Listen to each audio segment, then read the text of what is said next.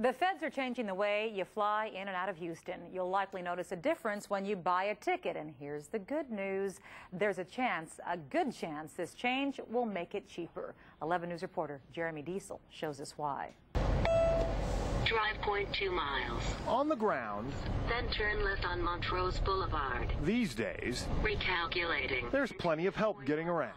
Arriving at Channel 11 on right. But in the air, it's a trip back in time.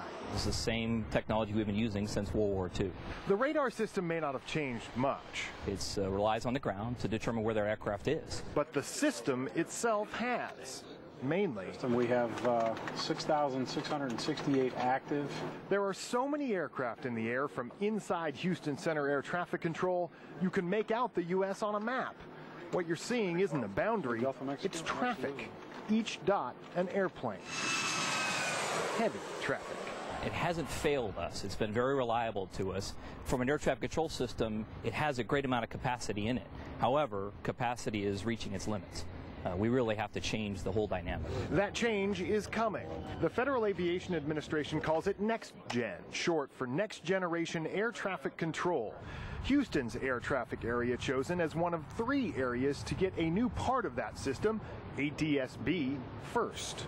We're going to be able to see aircraft where we've never been able to see them before, talk to airplanes and helicopters where we've never been able to talk to them before. It's a fundamental shift in the way we're managing air traffic control. Coming here first for good reason. Now, we have radar down to, down to about right here. And then we lose our radar. Imagine a map that just goes dark halfway through your trip. And that's what happens now when aircraft get 150 miles from the coast. So for safety, aircraft are staggered as they fly over the Gulf. We cannot talk to them and cannot see them. We safely separate airplanes in time. Mexico will pass us a flight plan with an estimated time over a fix. Controllers here enter that information in. It figures out where the plane should be based on that estimate and his speed. And that's just a guess, is all it is. Part of the next-gen system called ADSB relies in part on GPS technology, but also on a series of 21 radio beacons now being installed on oil rigs in the Gulf. That opens up communications and allows air traffic controllers to see the planes they're tracking and allows the planes to see each other. In practice, planes will only need to be 5 miles apart instead of 100. It's a huge advantage with a range of benefits. The ability to really maximize that whole route of flight, to be able to put more airplanes in the same amount of airspace more efficiently, more safely, as demand rises, where we're not going to be restricting folks on the ground simply because we don't have the room for them.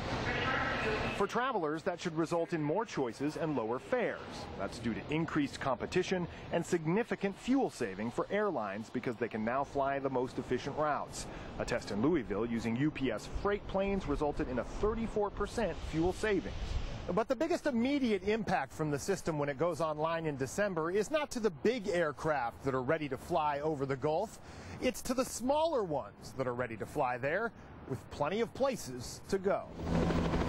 Hundreds of flights over the Gulf are made by helicopters servicing the hundreds of oil and gas rigs there.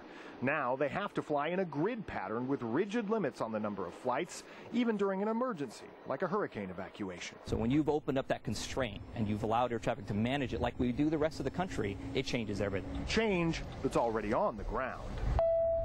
Continue 0.5 miles. Some might say, ADB. Finally coming to the sky. Jeremy Diesel, 11 News.